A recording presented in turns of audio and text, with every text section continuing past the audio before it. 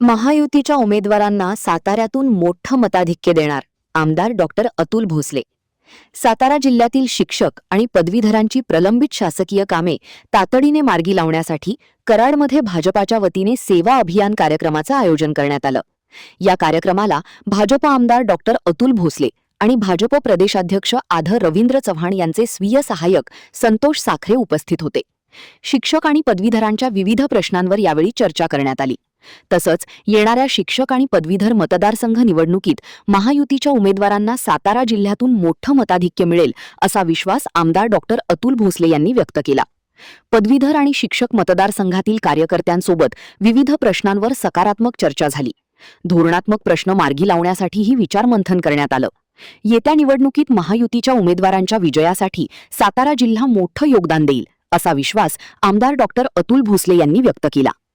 संघातल्या लोकांच्या प्रश्नासाठी आदरणीय प्रदेशाध्यक्ष रवींद्रभाऊ चव्हाण साहेबांचे सहाय्य सचिव आदरणीय संतोषजी साखरे साहेब आलेले आहेत. एक चांगला कार्यक्रम अनेक पदवीधर मतदारसंघामध्ये काम करणारे पदाधिकारी आणि शिक्षक मतदारसंघामध्ये काम करणाऱ्या पदाधिकाऱ्यांबरोबर झाला.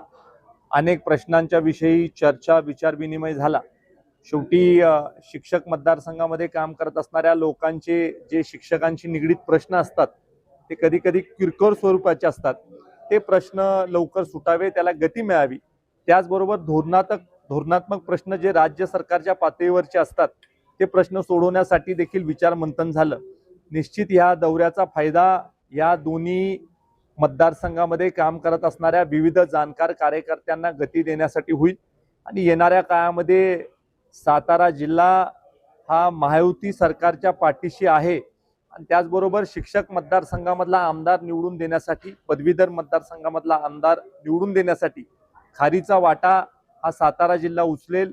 मोठं मताधिक्य या दोन्ही मतदारसंघामधले अधिकृत उमेदवार जे महायुतीचे असतील त्याला निवडून देण्यामध्ये एक चांगलं काम सातारा जिल्हा करेल.